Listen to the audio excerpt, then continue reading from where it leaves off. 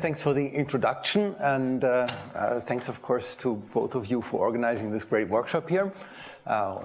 Winter school, a great place to be, actually. Beautiful view out there, up to the rocks above us. So this is the first lecture, and from yesterday's introductions, I see that you have quite different backgrounds. There are some of you that are already kind of deep into the field of RNA bioinformatics and doing your PhDs on topics related to RNA bioinformatics. You probably already know a lot about structure prediction and so on.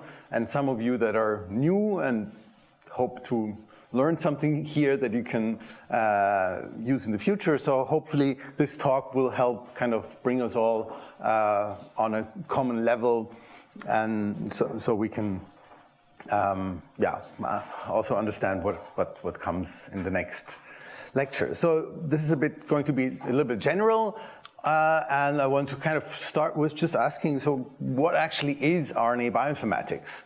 And of course, I mean, this is a structural bioinformatics lecture series, and RNA bioinformatics is fundamentally a structural field of structural bioinformatics, and that is because we're always interested in structures, hoping that these structures will help us understand the functions of our RNAs.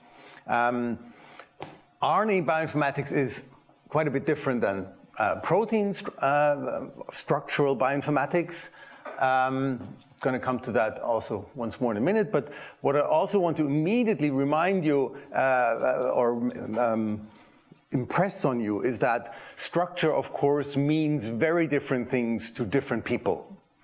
Somebody who does quantum chemical calculations, is interested in enzymes and ribozymes maybe, for those, they have a very detailed view of what a structure is, maybe something like this, containing metal-ion coordination. Maybe they even think in terms of electron densities and orbitals. If you talk to a crystallographer thinks a structure is something like this. A structure is something where I have a set of XYZ positions for every atom. That's what a structure is. Maybe somebody who does cryo-EM or something, or does fret measurements or something like that, they will maybe think more about a structure kind of on this level, where they say, oh, I know I have these 3 helices, and structure really means how are these helices oriented relatively to each other. And we're actually going to talk mostly about this level, the secondary structure, which simply means we have these double helices, and we're asking what kind of base pairs are being formed that to make up these helices. Now, all these levels of descriptions are, of course, valid and important, and what is the right level of description depends on the questions that you want to ask. And but I mean, surprisingly, you can answer a lot of questions on this level.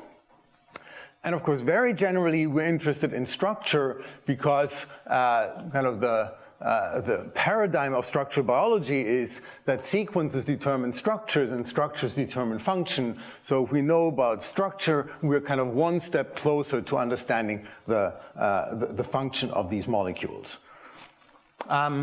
Good. So if we compare to structural bioinformatics on proteins, there are some differences. I mean, first of all, we have this larger alphabet in proteins. That means homology search is maybe a bit easier with proteins. You can more easily get significant similarities. Most structural work on the protein level it talks about tertiary structure. And that is in part because there is, of course, a secondary structure for proteins, but it means something completely different for RNAs. And I'm going to be bold and say, actually, protein secondary structure is boring compared to RNA secondary structure. Simply because usually we're just asking which parts of the sequence is in a helix or is in a beta sheet, whereas RNA secondary structure is really about interactions within the molecule. Yeah, nevertheless, RNA secondary structures are incredibly useful because they're computationally so easy to handle, and as I already said, many biological functions can be understood on this 2D level. This is a picture from a now almost 20 years old paper, review. The reason why I show that is that here in 1999, this was the sum total of known RNA tertiary structures. At that time, the PDB already contained thousands of protein structures. Right? Clearly, much has happened since then. There's a lot more structures now, but the fact that we have much fewer tertiary RNA structures than we have protein structure, that remains, and we're much more limited in what we can do in terms of statistics on these structures compared to the protein people. Always something to keep in mind. But I want to make this point that many biological functions can be understood on this 2D level. And to do that, let's just show you two examples of non-coding RNAs. So here we have, as an example, a snow RNA, a small nuclear RNA. Actually, they come in two flavors that are completely different, the HACA box snow RNAs and CD box snow RNAs. And what do these molecules do? Well, they're responsible for post-transcriptional chemical modifications, in particular of ribosomal RNAs. And these things are not ribozymes, they're guide RNA. So there's a protein enzyme complex that performs these chemical modifications, but it has to know where to do it.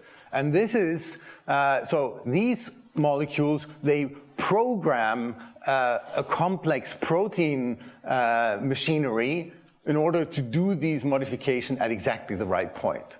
And how do they do this? Well, if we look at this HACA snow RNA, a ribosomal RNA will actually bind in this interior loop here, and then you get a modification, a pseudo-uridylation at exactly this point here. And we can, of course, immediately think of bioinformatical tasks that pop up immediately when you think about something like this. And one of them would be, how do we recognize snow RNAs? Well, they have some sequence motifs. There's this box H and this ACA here. But I mean, this is really very unspecific, right? This is 3 bases here. So, I mean, if we search the human genome for ACA, that's not going to make much sense, right? What really characterizes these molecules is their secondary structure, is the fact that they make these stem loops in this way. And of course, another question that we could immediately ask is, once we've recognized such a snow RNA, what are the targets? What are the RNA sequences they will target and for modification? Here's another example. I think we'll hear quite a bit more about riboswitches in the course of this week. So this is a riboswitch, and a riboswitch is not a non-coding RNA. It's a cis regulatory motif. So it's a sequence that is part of a messenger RNA in the 5' UTR. And what does this particular riboswitch do? Well, it can form this structure over here, which is called an aptamer structure that is able to bind something. In this case, this is a small molecule called flavin mononucleotide. And so if the RNA forms this structure, then it can bind flavin mononucleotide, and the whole thing will be stabilized by this binding. Also, if you form this structure, we can form another structure downstream, this thing here, and this is a terminator hairpin. In prokaryotes, the most common, one of two, but probably the most common type of termination signal that tells the polymerase where it should stop is exactly this kind of terminator hairpin, where we have a hairpin with a couple of U's on the 3' side. The thing about the riboswitch is that it can form another structure, namely this one over here, and in the absence of FMN, it prefers this structure. If this structure is formed, there's no terminator, and overall this means this is a genetic switch, if we're in this state, we're going to terminate transcription here before we even come to the protein coding part of the gene. We don't even transcribe the protein coding sequence, whereas in this case, transcription proceeds through the entire gene and produces a functional messenger RNA. And of course, again, this immediately suggests interesting questions, like how can we find novel riboswitches?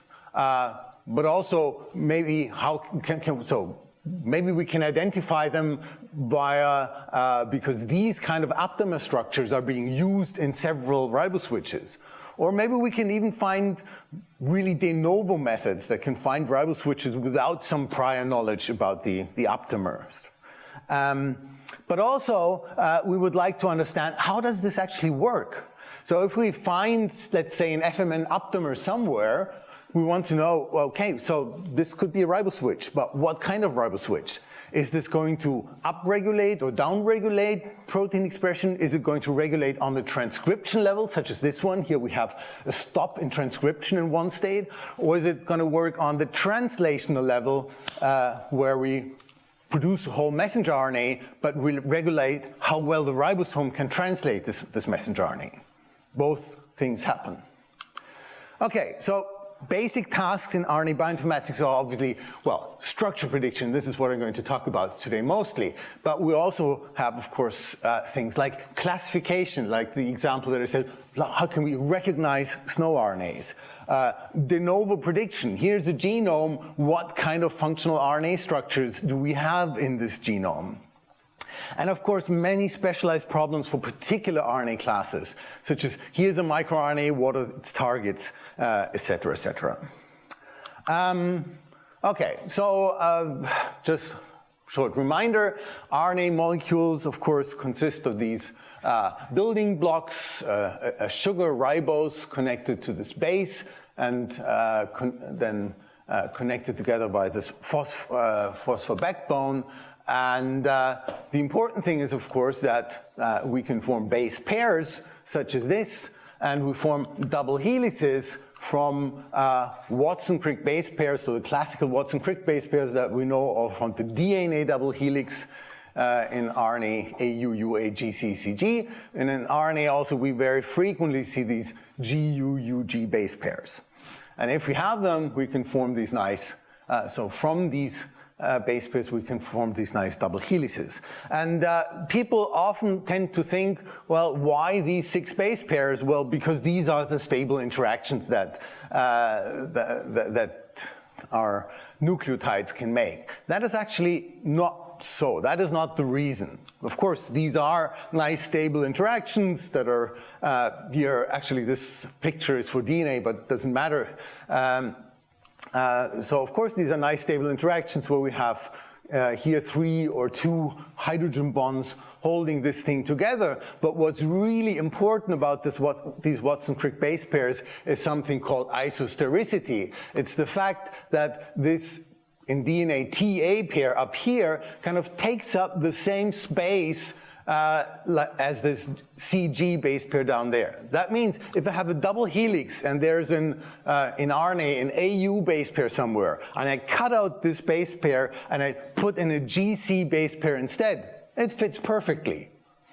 I don't have to distort the helix in order to do that.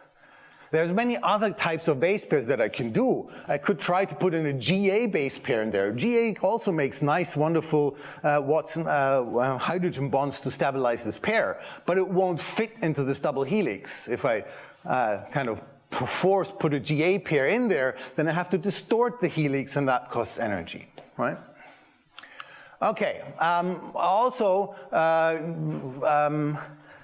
these double helices come in different forms called A form, B form, and Z form.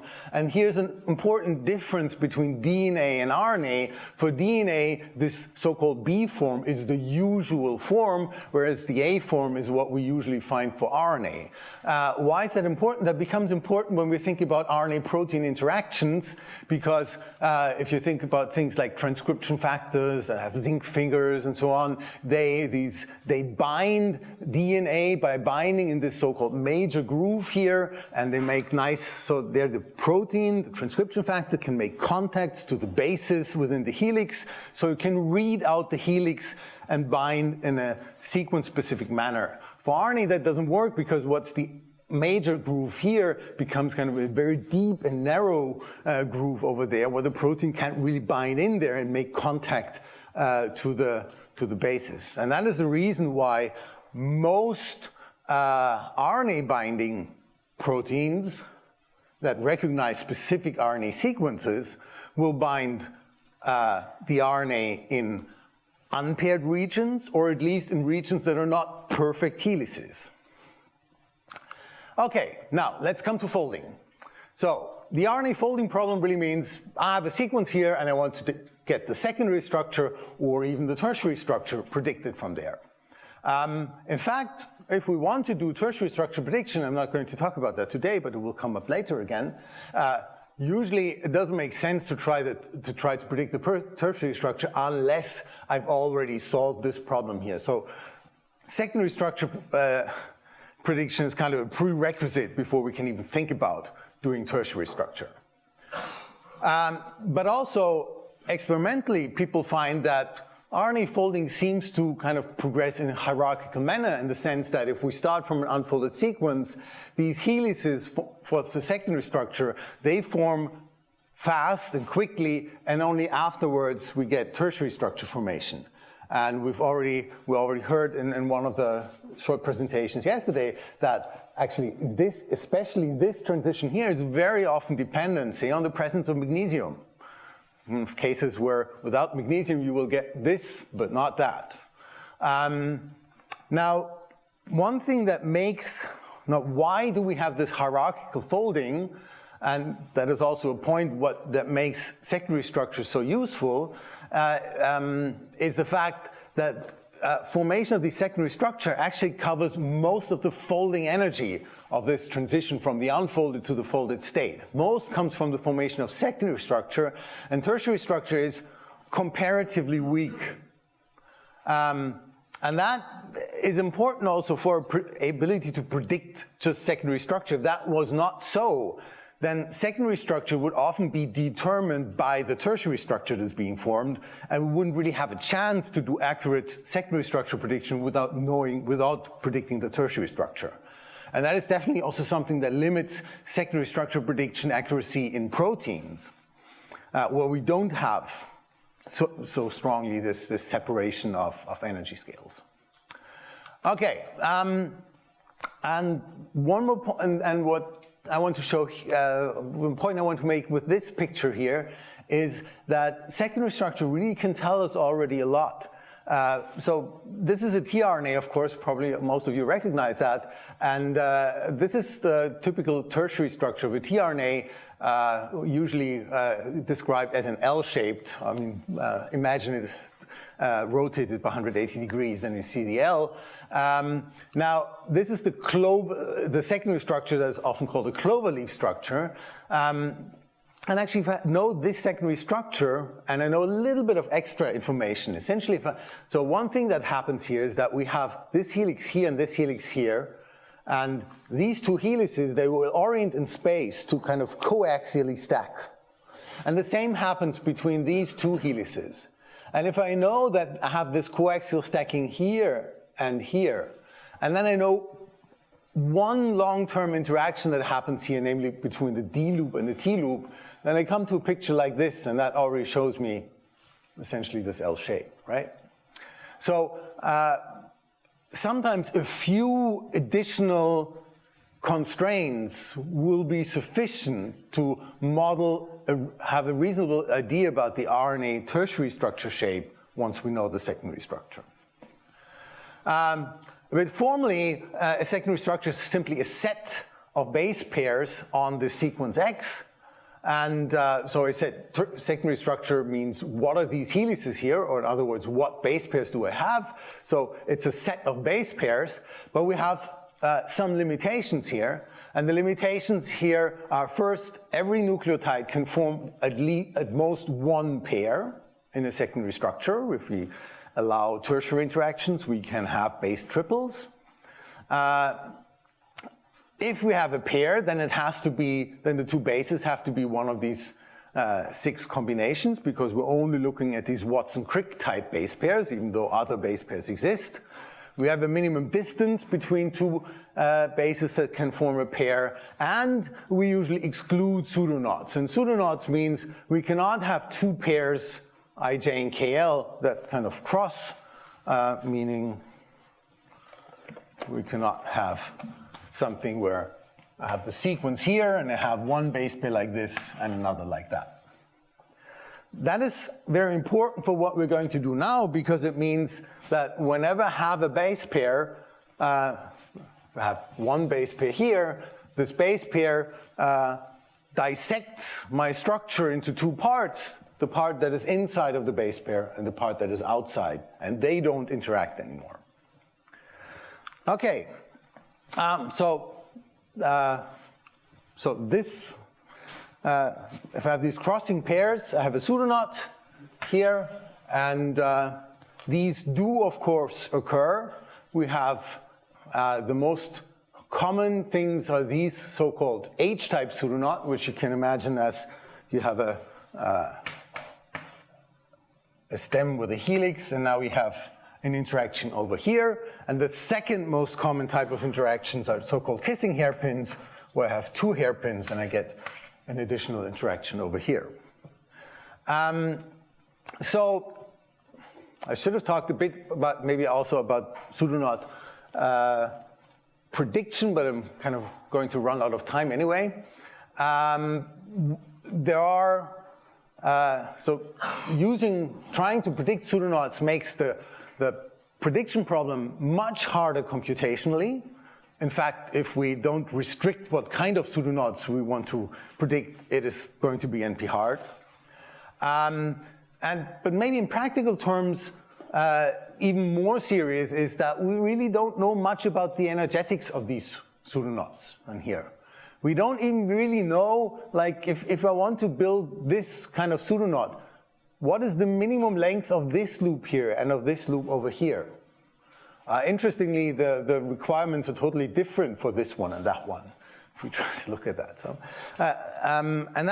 So even though we can come up with algorithms that predict some kinds of pseudoknots, we are having trouble getting good predictions out of them because we don't know enough about the energetics. A few representations of secondary structures. All of you who've already worked with them are very familiar with that. So this is the typical way we see RNA secondary structures drawn, with helices as these kind of ladders.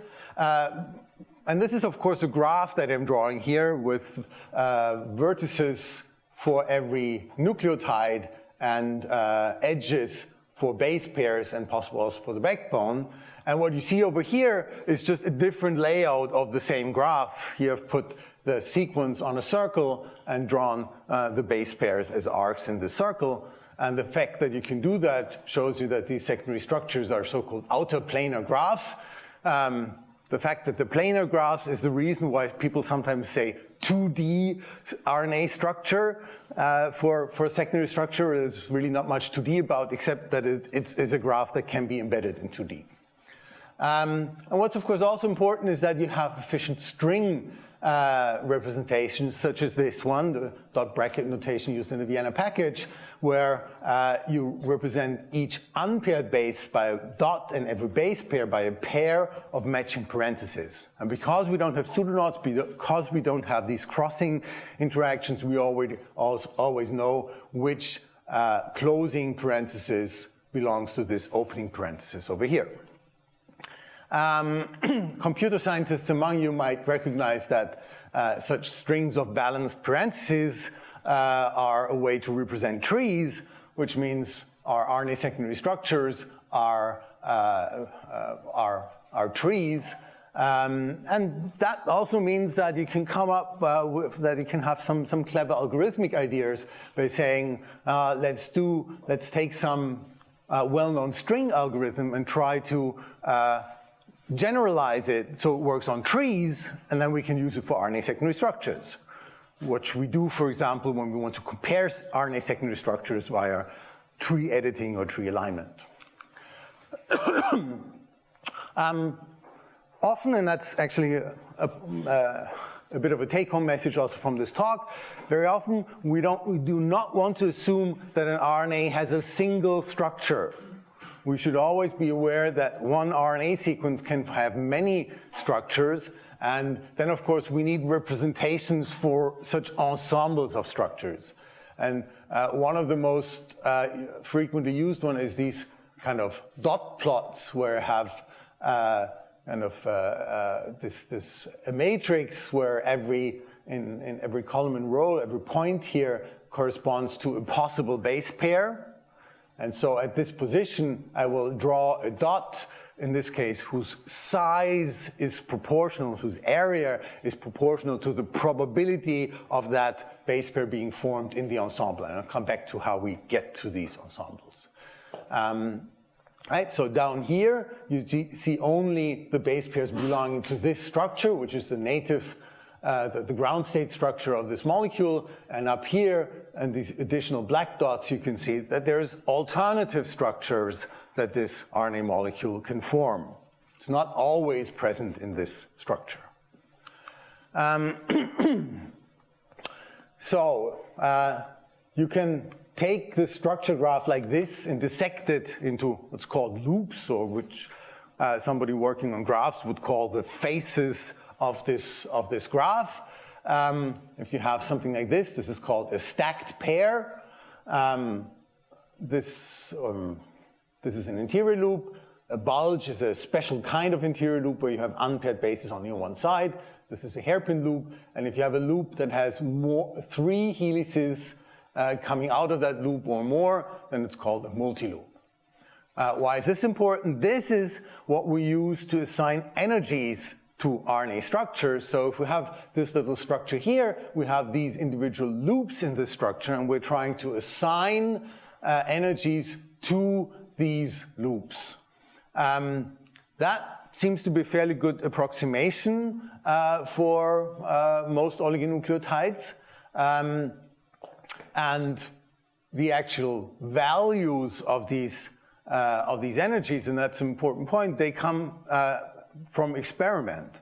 And that's a bit unusual in bioinformatics, where we would maybe more think about, well, we're going to use some kind of training set to determine these parameters. And with the increasing set of known structures, that is actually becoming possible to use training as an alternative to the experiments. And of course, ideally, you want to include both, use the measured parameters and kind of enhance them by training, because after all, people have not measured, say, all possible of these interior loops with kind of all possible sequences within the loop. It's way too many experiments that anybody could have done all of them. Very quickly, these energy parameters are of course tabulated, and so I'm showing you one of these tables, and this is for the stacked pair. So I have 2 pairs, say these 2 pairs here. This is a GC-UA pair, and it gives a stability of -2.4 kilocalories per mole. The reason why I'm showing you that is that if you look at this table, so there's energies of -2, even -3 kilocalories per mole. Probably for most of you, that number doesn't say much, but think about what is thermal energy at 37 degrees. And at 37 degrees in kilocalories per mole, thermal energies is about 0.6 kilocalories per mole.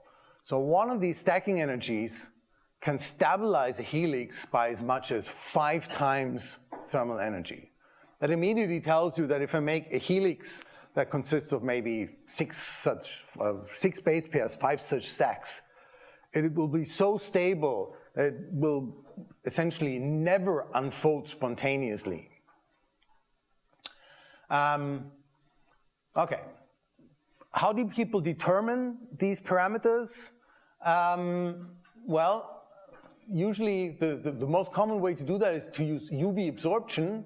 If you look at the UV absorption of some nucleotide sequences, you see you have this typical peak at around 260, 270 nanometers. And importantly, the absorption is very different for, here's its DNA, single-stranded DNA and double-stranded DNA have very different absorption. So you can distinguish paired and unpaired double-stranded and single-stranded nucleotides by the UV absorption. And now you can design, say, a sequence that can form this little helix here, but it can also dissociate at higher temperatures. And if you measure the absorption as a function of temperature, you can deduce from that how much double helix, how much single strand do I have as a function of temperature, and derive the stability of that helix from there. Usually do this Van 't Hoff analysis where you plot 1 over t versus the logarithm of the equilibrium constant, and you fit a straight line in there. There's an important assumption being made here, and that is we assume that this is a two-state model. We assume that our two RNA strands are either in this state or in that, nothing in between. And that may be a fairly good assumption for this very simple thing where we just have two strands that can come together or be apart. But if we have a longer sequence or more complicated motifs like multi-loops, that assumption usually doesn't really hold anymore. Okay, so now we have a lot of different algorithms for secondary structure prediction. Kind of starting, or the first really useful implementations of this also were from Zucker and Stiegler, 91, where they showed an algorithm for predicting the minimum free energy structure that I'm going to show you in a second. Later on, also Michael Zucker proposed how to get some suboptimal structures. McCaskill showed that he can compute partition functions, stochastic sampling, other representations, and so on. So there's a whole slew of algorithms for secondary structure prediction that all depend on the same principle that I'm going to show you in a second. There's lots of, so once you've understood that principle, you can come up with lots and lots of variants to actually do particular types of structure prediction from using this dynamic programming principle. So how does that work? Let's, for a moment, look at an even simpler problem and say we just want to count how many secondary structures are there. So we have a sequence and want to know how many different structures can the sequence actually form.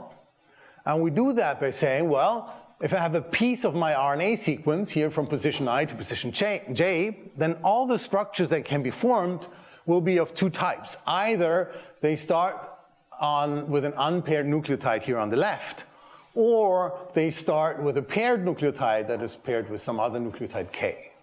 And in that case, of course, there will be some other structure here in this region I plus 1 to K plus 1, and there will be some structure following the base pair from K plus 1 to J.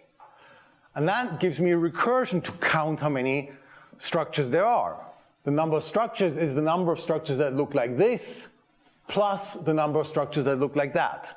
And of course, I have to sum over all possible values of this K, and I can make this base pair only if xk and xy, the two nucleotides here, are two nucleotides that can actually form a base pair, so one of these 6.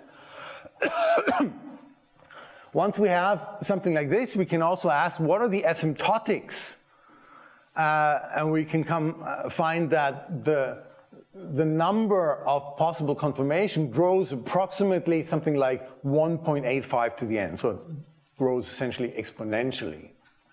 Now I can immediately convert that into a simple folding algorithm, and that is the so-called Nusinov algorithm from Ruth Nusinov. So she didn't know about this loop-based energy model that I talked about before yet. So she made an even simpler assumption and say, let's assume the energies that we're using, we have an energy model that simply assigns energies to base pairs. So well, maybe depending on whether we have a GC or an AU, we give a different energy value, but we just assign energies to base pairs, not to loops. So now I can say, okay, If the structure looks like this, then the energy is simply the energy of this piece back there. And if the structure looks like that, then the energy is the energy of the base pair, that's this here, the energy of the structure below the arc, this here, and the energy after the arc, this one. And that is a recursion which allows me to compute the best possible energy by just filling up a table with these EIJs.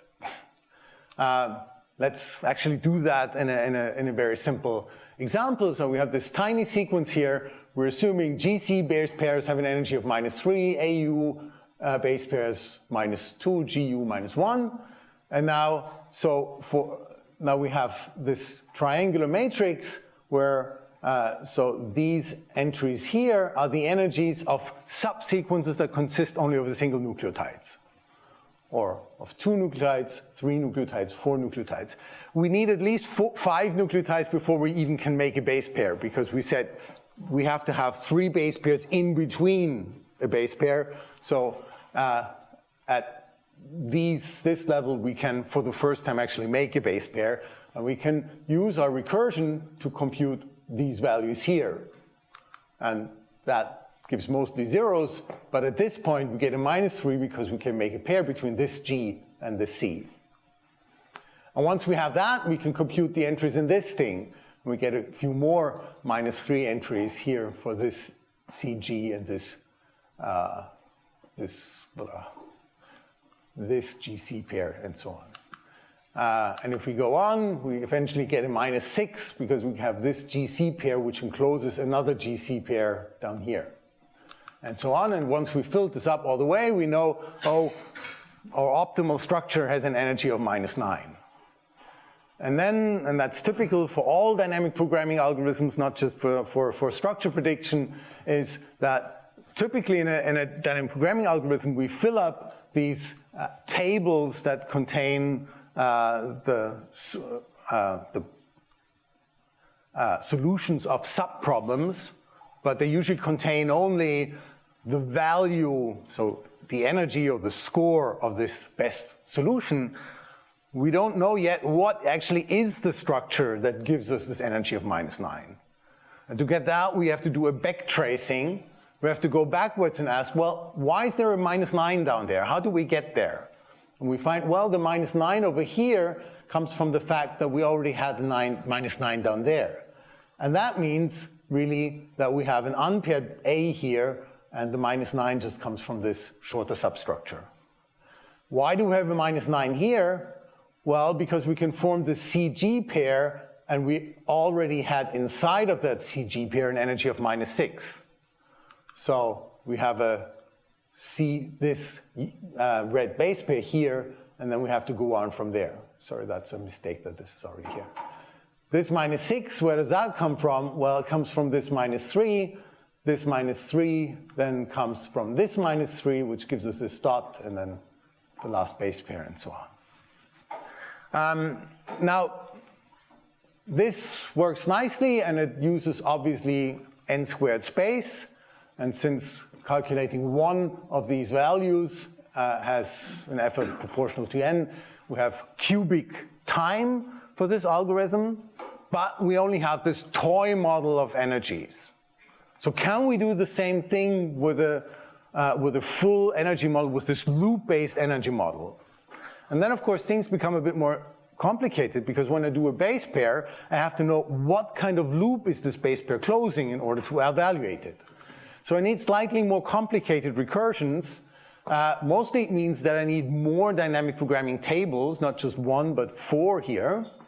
And kind of the most fundamental one up here says the energy, so this is kind of pretty much what we had. The energy of a piece of RNA from position I to J is either the energy of this shorter piece, because on the very left we had an unpaired pair, or we have a closed structure and then some structure following. And then I have to further dissect this closed structure, and then I have to make distinctions of what kind of loops have I been forming. So if I have a base pair here, that base pair could close a hairpin, it could close an interior loop, or it could close a multi-loop, and so on. So I just need to do a bit, the principle stays very much the same. I have to do a few more distinctions, therefore I need more dynamic programming tables, but the whole thing still runs in n squared space and in n cubed time. How much time do you have still? Half an hour. Half an hour, okay. Yeah, so maybe I shouldn't go into too much detail here. And yeah, let's rather try to go on here. Good. So, using these recursions, I can use these nearest neighbor Turner parameters, this loop-based energy model, to compute the best possible structure, the minimum free energy structure. By the way, I didn't say that, so all these energies that we use, so why is it the minimum free energy structure?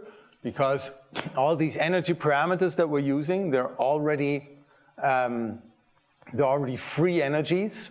Why are they free energies? They have a entropic component in there.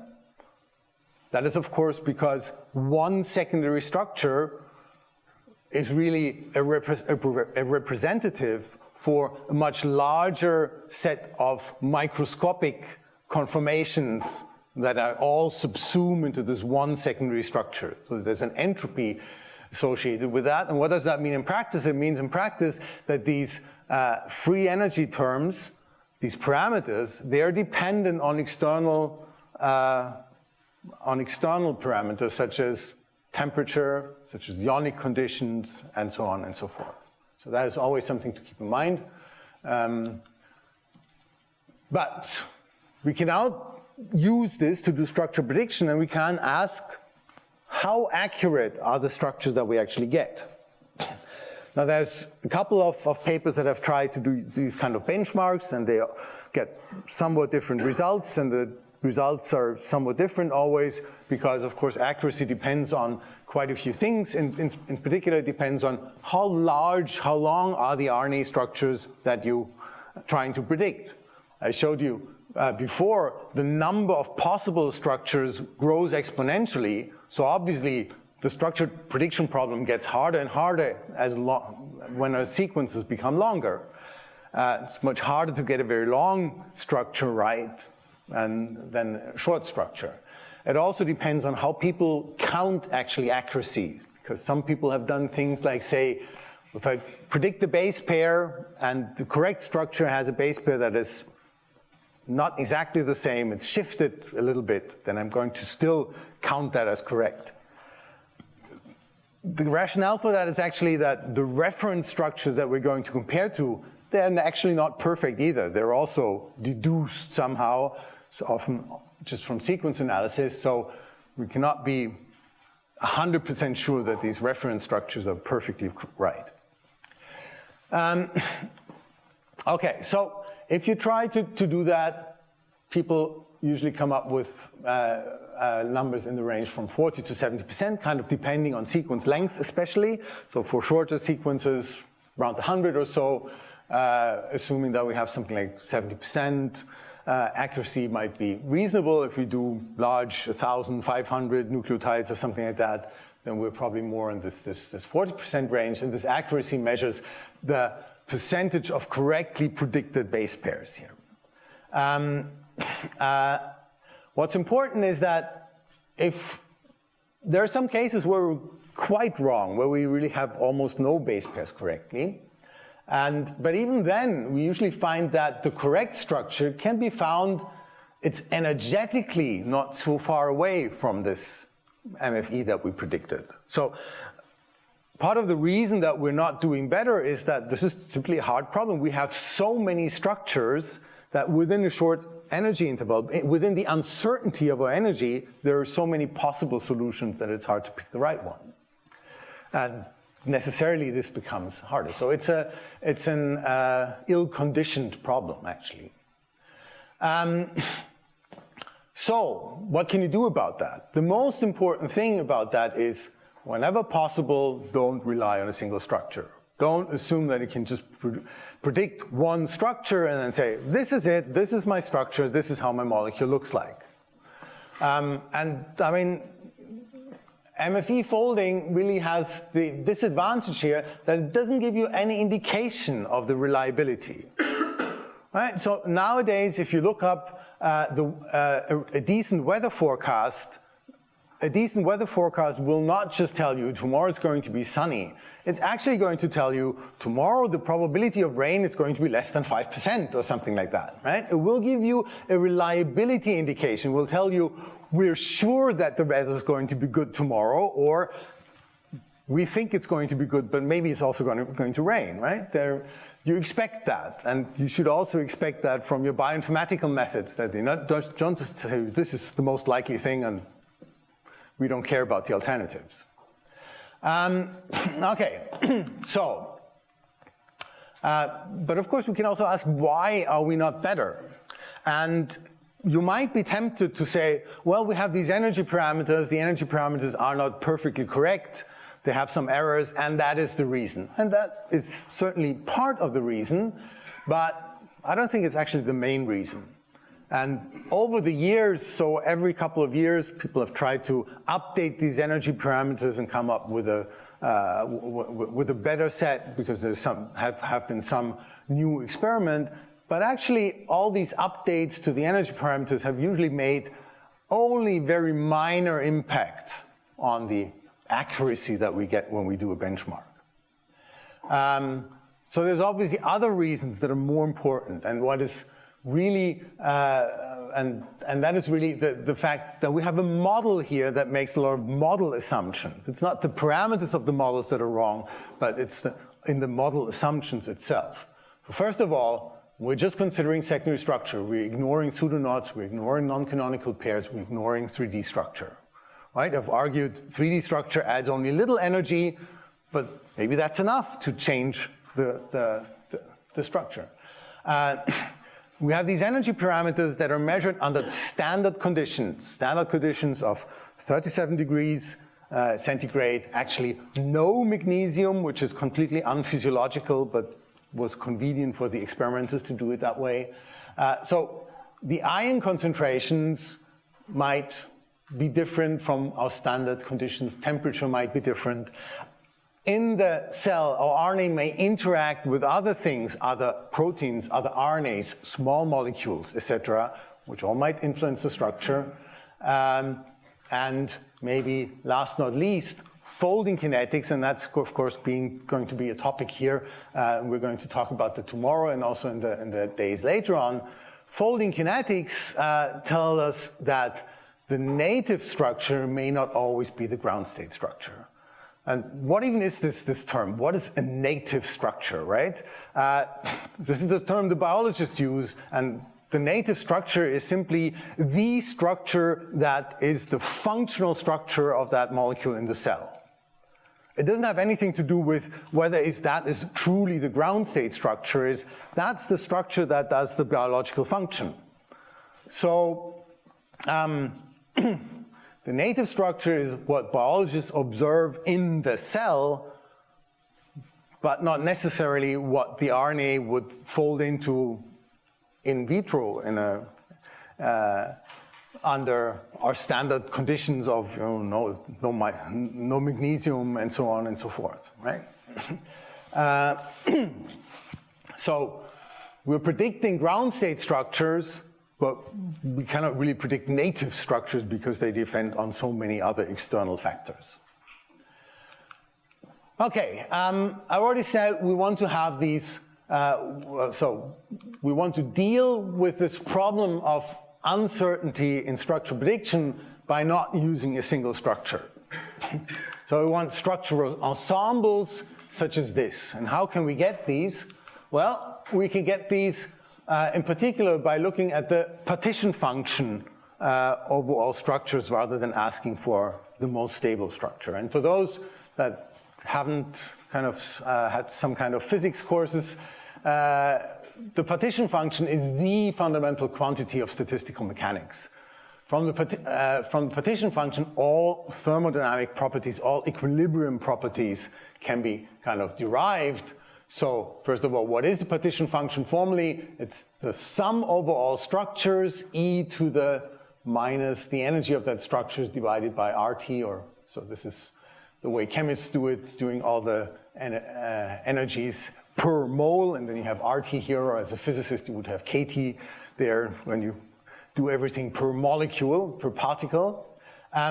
Once you have the partition function, you know the probability of observing a particular structure. That's simply this Boltzmann probability. It's this Boltzmann factor with, and the partition function is this, simply the normalization in here.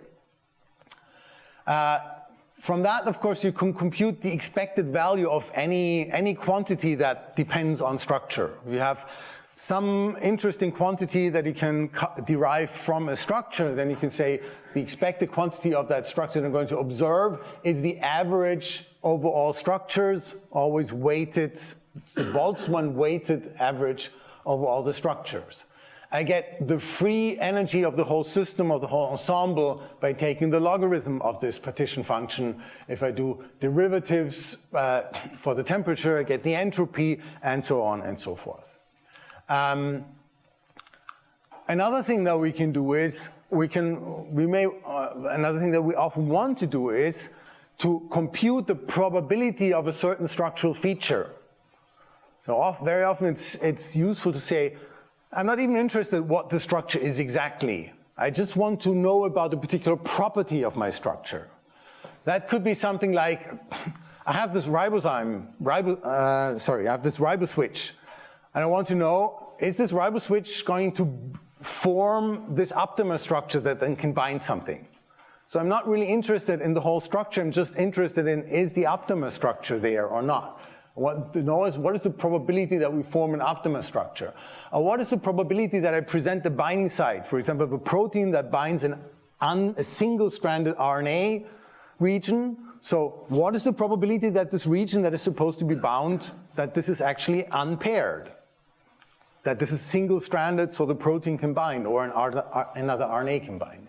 And if I have any such feature, I can of course formally say the probability of that feature is this constraint partition function, ZA, which is simply the sum of all structures that has this particular feature, divided by the total partition function. Now, these things here, of course, this is the formal definition of the partition function, but it's not really very useful, because here we have a sum of all possible structures.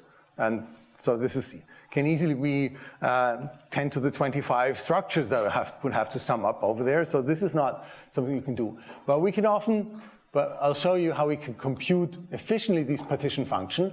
And then we can also maybe, depending on what the constraint is, we might be able to compute this constraint partition function by having a computation with this, where we enforce this constraint. Okay, so this is an important concept which I think is going to come up later on, maybe in the context of RNA-protein interactions, of RNA-RNA interactions, and so on, where we're especially interested in this kind of thing here. Okay, so how can we get the partition functions? So let's go back to our Nusinov algorithm that depended on, that started from this idea that any structure essentially looks either like this, an unpaired base in the beginning and then the rest, or it looks like this. There's a base pair here in the beginning, and then we have some structure here and some structure there. Now, if that is, we can use this kind of decomposition not just to ask what is the best possible structure, but also to compute this partition function. Because the partition function is, of course, the sum over all the structures that look like this, plus the partition function over all the structures that look like this.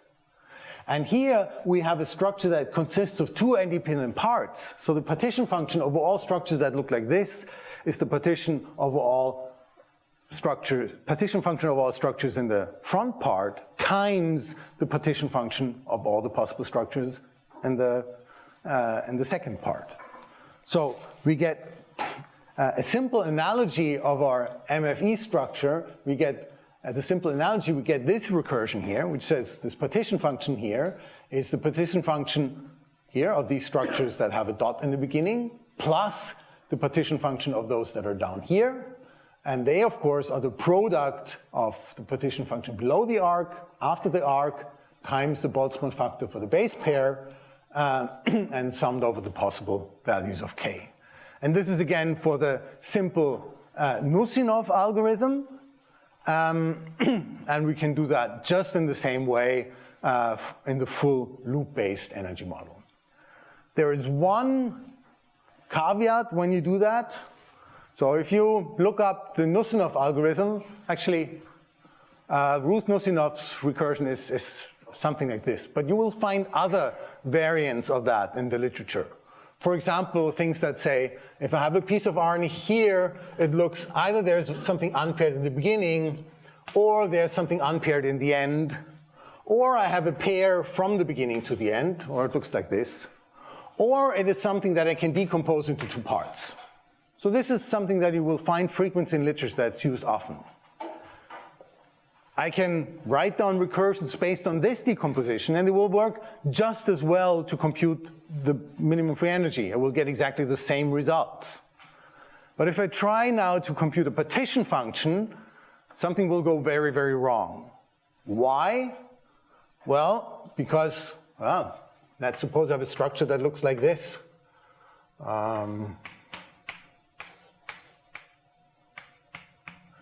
So this structure I could decompose in this way, but I could also decompose it in this way, or I could decompose it in this way by kind of cutting it here, or there, or there, or there, or there, here, in all these different places. So if I use this grammar to compute partition functions, I will count this particular structure 10 times or so. And of course, then it will get completely wrong results. So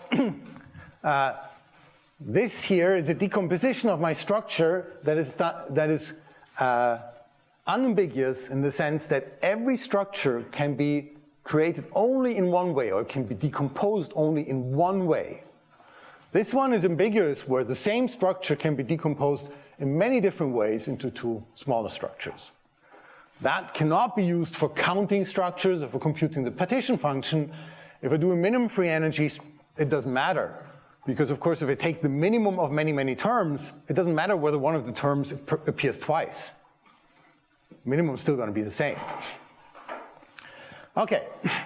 Now, if I have this, I can also very easily compute these pair probabilities that you've already seen by actually, in addition to computing this Zij, which is the best possible structure for an interval from I to j, I also compute this Z hat, which is the partition function of our structures for kind of a sequence that consists of everything except the interval I to j. So I take my sequence and I cut out the interval in the middle, and I look at everything that is outside of that interval. If I have both, then I can easily, efficiently compute these Pijs. Okay, so this is how we actually compute these kind of representations. So this is a rigorous description of the thermodynamic equilibrium. Still does not take care of kinetics. We're going to come to that tomorrow, but at least all the possibilities in thermodynamic equilibrium are properly weighted in there. Yeah, these probability dot plots, they can contain, of course, entropic terms and so forth, and we can use these in particular to say something about reliability and well-definedness. On the downside, of course, it's kind of harder to interpret something like this than it is to just look at one structure and say, oh, that's the structure, right? So some extra effort involved here. Yes, please. Oh, the colors are just, so this is a tRNA, so we kind of know the native state, and the native state contains the colored base pairs. So the colored base pairs are those that are in the actual kind of correct natively folded state. Just one thing, all the black dots that you see here belong to structures that are alternatives. Yes. Just a short announcement. So if you ask questions, please wait for the mic, because this is going to be recorded, and if we don't have the question we cannot understand the answer from the video. Okay. On the other hand, I'm very happy to take questions also now during the talk. You don't have to wait to the end. So if you have a particular question to one of the slides, you can ask right away. Okay, so these pair probabilities can nicely be used to get an idea of how well defined our structures. And that tells us, is the structure prediction that we made, is that reliable? Some RNAs, well, you know, they can essentially only build the structure. Anything else that they could do is so much worse. You're pretty sure that's going to be the structure. And for others, we have many possibilities that we can't really distinguish between. Okay, so what can we do?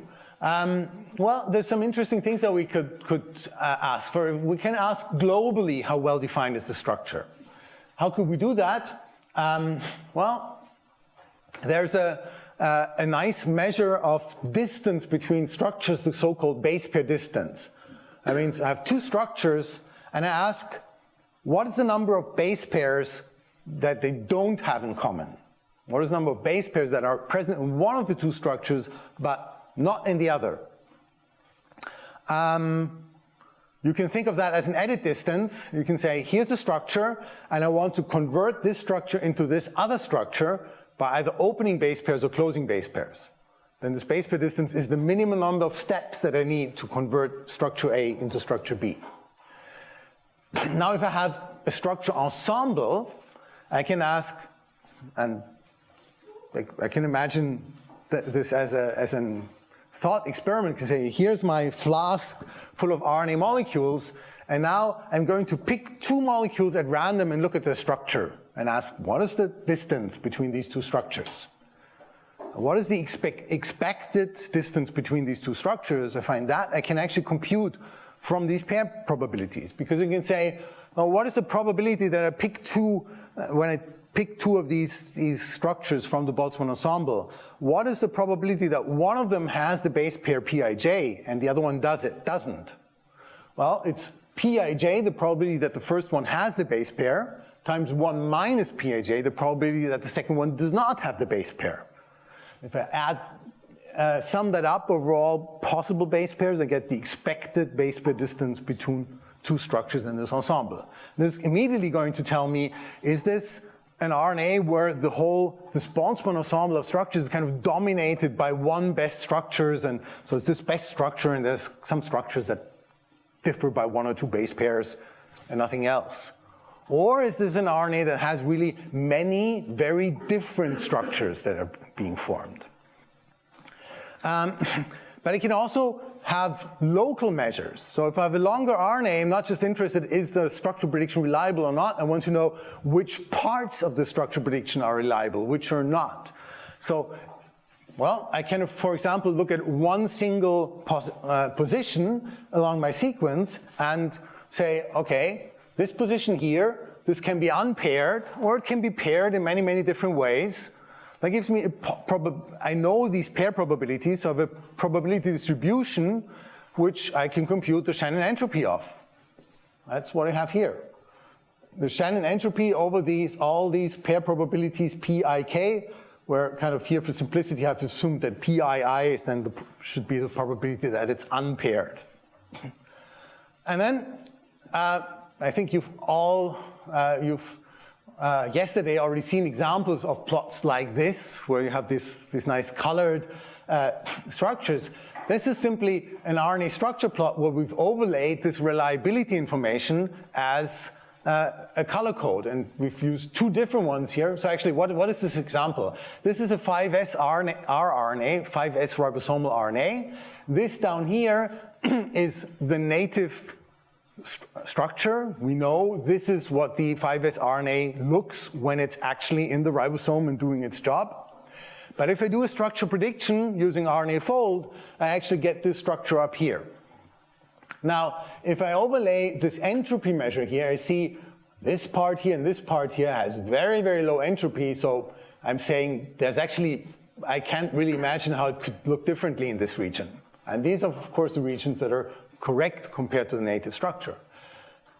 Over here, I see these high entropy places. So I know in this region there's a lot of different alternatives. And you can, of course, also see that in the dot plot, where over here I have many, many dots surrounding this helix here.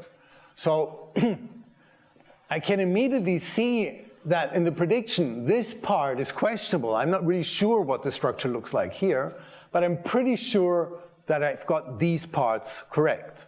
Of course, that doesn't necessarily help me to know that this is the correct structure, but at least tells me I cannot rely on this part of the structure.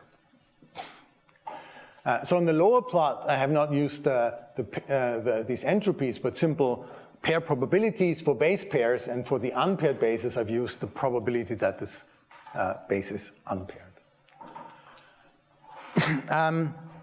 You can also derive a couple of interesting alternatives to the MFE as the best structure, because the MFE is an optimal structure in the sense that it has the best possible free energy, and because it's the best possible free energy, it also means this is the structure with the highest Boltzmann probability.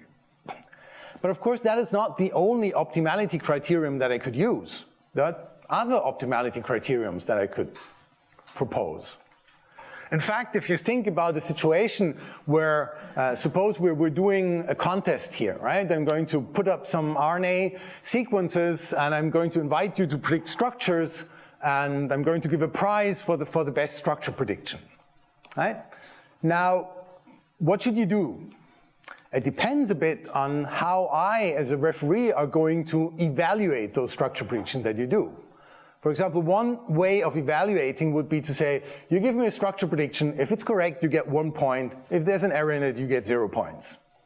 In that case, the best thing you can do is to send me the MFE structure, because that is the structure that has the highest probability of being correct.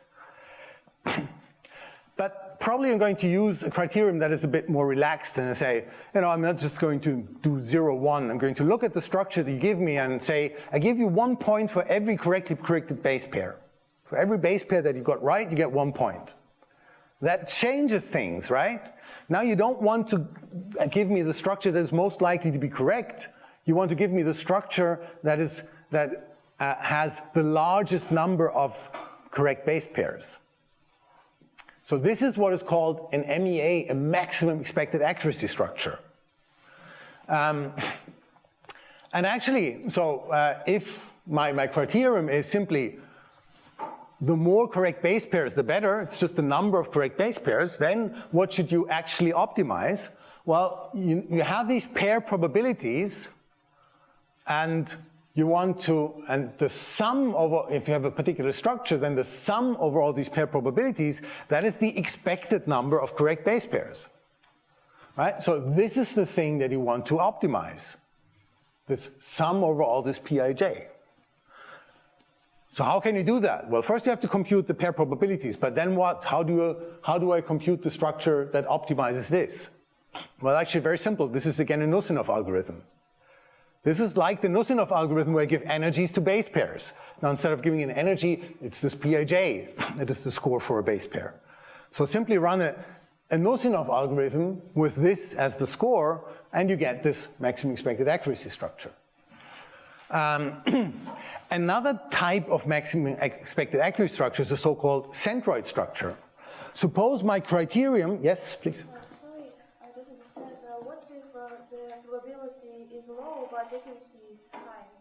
But what is high? Accuracy is high. So you're doing your prediction. You don't know what's the correct structure, but you know the probabilities of all the base pairs, right? So you want to kind of cram as many high probability base pairs in your prediction as possible. That means you're trying to maximize the sum of all the probabilities. And of course you have these no not conditions, so you know if where's my chalk? Right? So if I choose this base pair, then I cannot choose that anymore. That makes this a non-trivial problem, of course, right? But you know, we already know how we can solve it because it's simply, again, the Nussinoff algorithm that we saw before. So I'll insist one more time. Please wait for the mic if you have a question. Okay, so this so-called centroid structure is also an MEA structure. It's the MEA structure that you get if I say, I'm going to evaluate your structures by, so from somewhere, from some experiment, I know the true structure, and now I'm going to compute the base pair distance between this true structure and the one you proposed and the one you predicted. So now my criterion is the base pair distance between the true structure and your prediction. That means what you want to give me as your prediction is the structure where the expected distance to the correct structure is as small as possible. And that is exactly what's called the centroid structure. You have all these possible structures, and you're trying to pick the one that is kind of in the center and has the property that it has the lowest average distance to all the other possible structures. Again, that looks a bit like a hard problem, so because that means we want to minimize now the distance of our structure to all the other structures, which we can write down again in terms of our pair probabilities. Maybe it's not immediately obvious how you can solve this, but actually the solution is really trivial. Namely, if you want to optimize this sum, so for all the base pairs that are in your structures, you take Pij. For those that are not, you take 1 minus Pij. So what kind of base pairs should you put in your structures and which ones not? So if you have a pair that has a probability greater 0.5 and you want to minimize this, so you should not put this base pair over here, you should put it over here, there, because you're going to, 1 minus Pij is then going to be smaller than Pij. So that you get this centroid structure with this terribly simple idea that you just pick all the base pairs that have a probability of greater 0.5.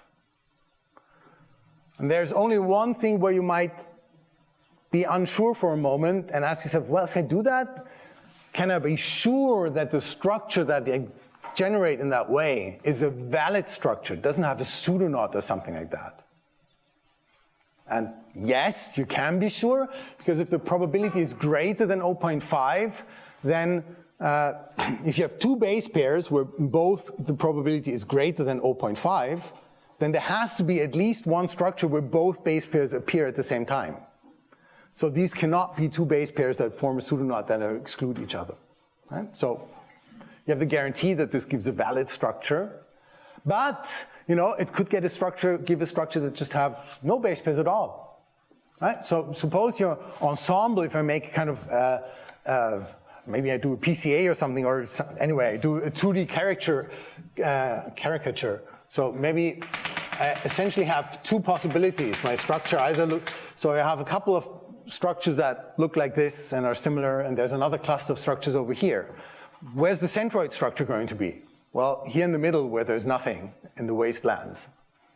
So there's no free lunch, right? So centroids and MEA structures can help you get better results in a benchmark where you know what the criterion of the benchmark is.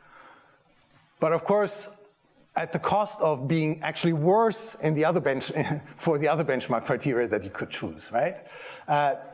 In particular, it means that in something like in MEA structures tend to hedge their bets. So if there's two possible structures, the MEA structure might be kind of a weird mixture of the two, which in itself is completely unlikely, but it's a structure that's at least not going to be totally wrong. Whichever is the correct structure, it's going to be partly right.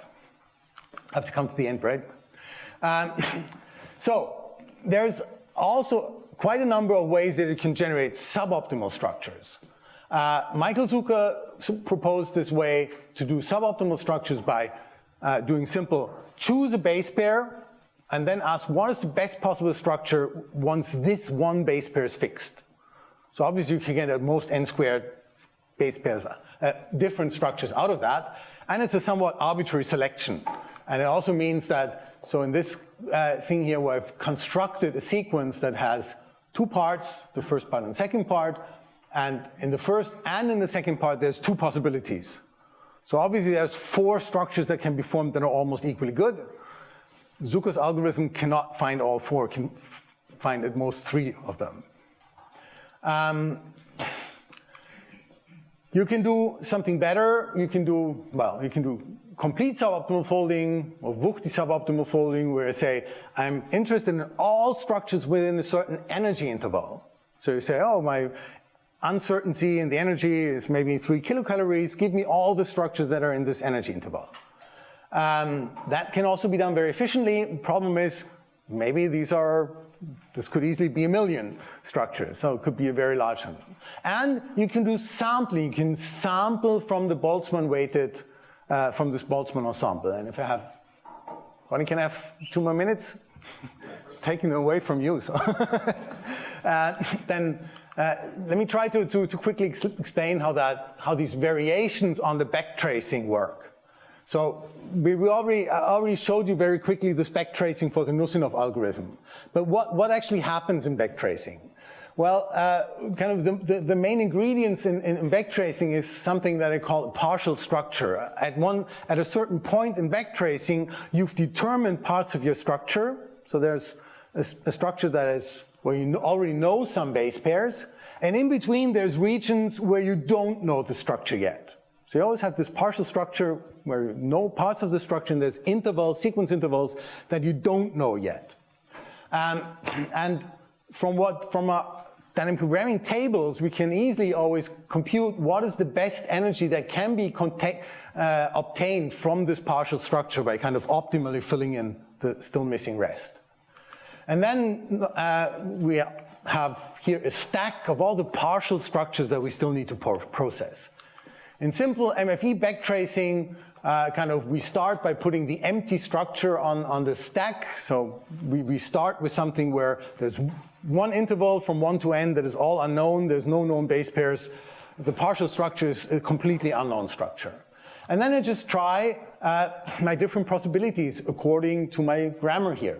Say, well, let's take the first interval that is still undetermined, ij.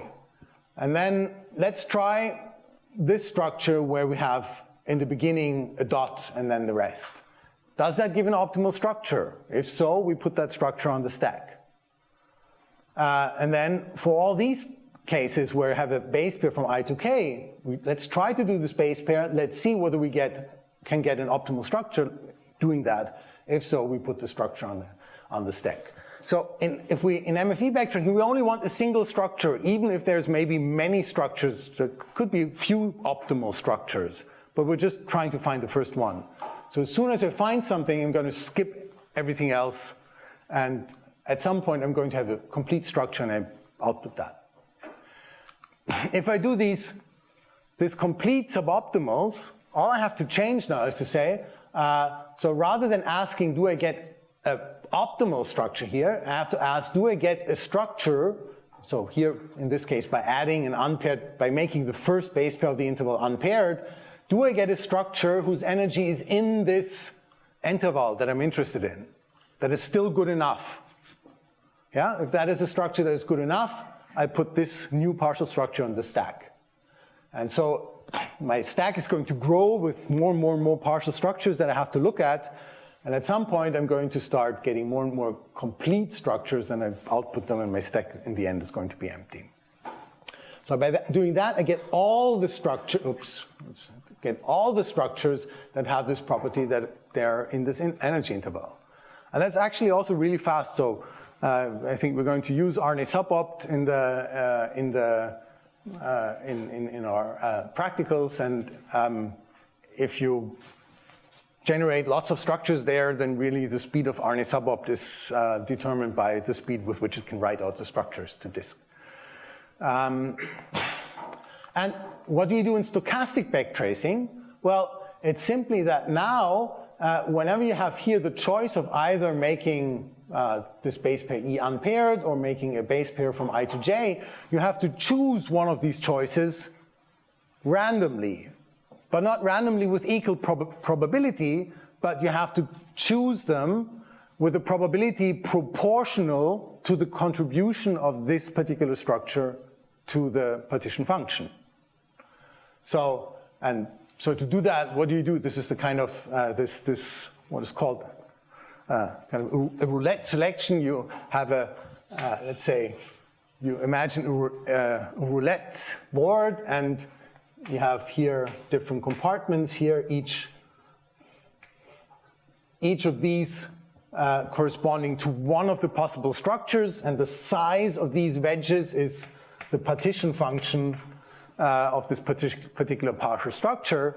And now you're going to generate a random number which tells you which piece of this circle are you going to land in. So if you land here, you're going to make this particular choice. And that's kind of what is shown here in this pseudoplot.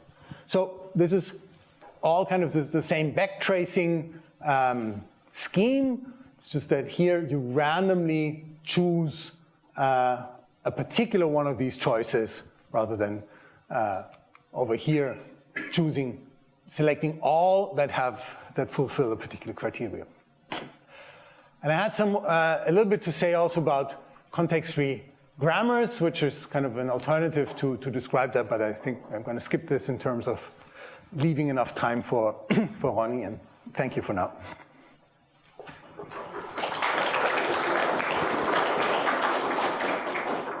So I'm ready to run if you have more questions.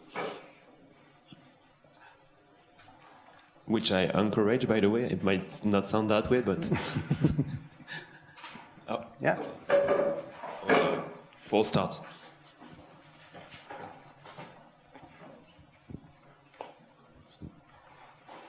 Yeah, I have a more biological question. It's when you talk about those substructures, well, these complete structures that you can divide into substructures that do not interact with each other if you don't have pseudonodes and so on. If you want to predict the structure of a long non-coding RNA, does it make sense to consider to predict the structure per exon? Do exons have a tendency to fold by themselves? I don't think that you can make that assumption that substructures should coincide with the intron exon structure. That would actually be something kind of worth trying. I mean, if you think that this might make sense, of course, you can easily test this hypothesis. So it was never checked for what you know? Not that I know of, but could be an interesting thing to do. Easy enough, right? Take your take messenger RNAs, predict structures, and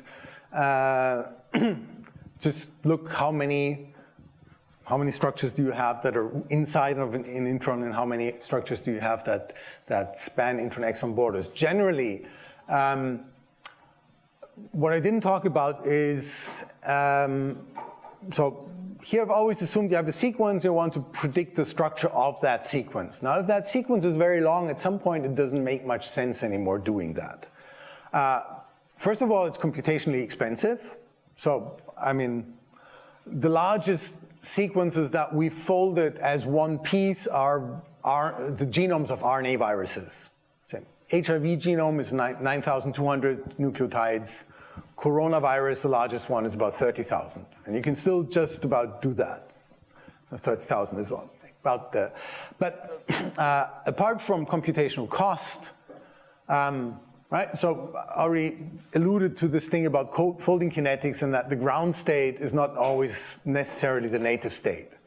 For these very, very large sequences, and certainly for an mRNA that spans I don't know, 10 kb or something, or 100 kb even, I would be pretty certain that the ground state that we could calculate is not going to be the native state. So there it makes much more sense to ask about local structures. And with the messenger RNA anyway, because I mean, once this is being translated, the ribosome runs over the RNA and unfolds it locally. So there will be a constant unfolding and refolding going on, the ribosome unfolding it, and as soon as the ribosome passes, the RNA starting to fold again. You can try to look at these things with folding algorithms that, well, conceptually, it's kind of like saying, I have my sequence here, and I'm going to slide a window over the sequence and compute the structure of each of these windows. And that can actually be done a little bit more efficiently than computing every window independently, because obviously when you slide your window from here to here, well, there's a lot of overlap, and you can most of the things that you calculated just before you can reuse there. So this can be done efficiently, and we have algorithms to do that. But even in these local predictions then, you could then ask, well, here's an intron-exon boundary, and how many base pairs do I predict that span this intron-exon boundary compared to here's the position that is inside an exon, how often does it happen there? So that sounds like a nice project that you could, do within this week.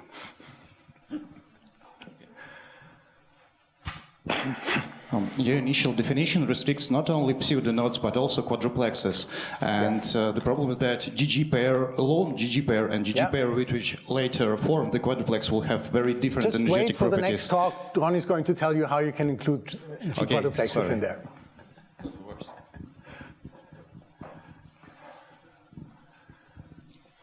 What kind of experiments do we use to determine the reference secondary structures? Is it just annotation from 3D structures, or are there other experiments, especially that can be that use conditions at 37 degrees and biological conditions? So first of all, there are kind of sets of reference structures of kind of known RNA secondary structures. The best known one is the RNA strand database that Hennenfent and co-workers did. This contains structures that have at least some kind of experimental support. Now, in particular, we have the ribosomal RNAs where we have crystal structures, so fairly large RNAs where we know the structure from X-ray crystallography, but also the ribosomal RNAs are, of course, nice examples where people actually knew the secondary structure of the ribosomal RNA pretty well before any structure was found. And that works simply because you have so many sequences and you have sequence alignments, and you can look for co-varying columns in these alignments where you can kind of see the base pairs from covariation. So this is also a way that you can generate the reference structures. Now, the biologists are always interested in the native state. They're not really interested in what kind of structure do we get at 37 degree in 1 molar sodium and no magnesium. Right? They're not going to do these experiments because they say, no, this is just not relevant for us. On the other hand, this is the conditions that, so this no magnesium in the experiments, I think people did that because then if you don't have magnesium in the buffer, the RNA keeps longer. It doesn't degrade quite as fast. So it was. Excuse me. In context-free grammar, how do you make a tree? It's based on minimal free energy. Sorry, in what? In context-free grammar. Oh. And you didn't explain Okay, that. so I mean. It's based on minimal free energy. Thank you. So if you look at context-free grammars, the context-free grammar, of course, consists, you have your terminals and your non-terminals. And so, I mean, this is a simple context-free grammar that for the Nusinov algorithm. I would simply say, I have I have an RNA sequence, and the RNA sequence either begins with an A, C, G, or U, or it consists of two parts, a part P and a part S, and the P is something that has a base pair around, so it has an AU pair, or UA, or CG, CG, etc. Right? So this is a context-free grammar, and of course the grammar produces a sequence. It doesn't produce a structure, it produces the RNA sequence. But kind of there's a kind of semantics attached to it, which says if you use this rule, then this ACGU is actually an unpaired A, and if you use this rule, then then these are actually paired nucleotides. And of course you can now, when you generate a sequence using this grammar, you get a parse tree, and this parse tree tells you what the secondary structure is. And if, as I explained here, if you use a grammar that is unambiguous, then you will have a one-to-one correspondence between these parse trees and the secondary structure. If you do something stupid like this, then you get something where several parse trees correspond to the same secondary structure, and that's of course not something you want, because then the probability of a particular parse tree is not the probability of the secondary structure. So in the interest of staying caffeinated enough, we'll take a short break probably. We'll resume 5 minutes later than in the program. And let's thank Ivo once again for the nice lecture.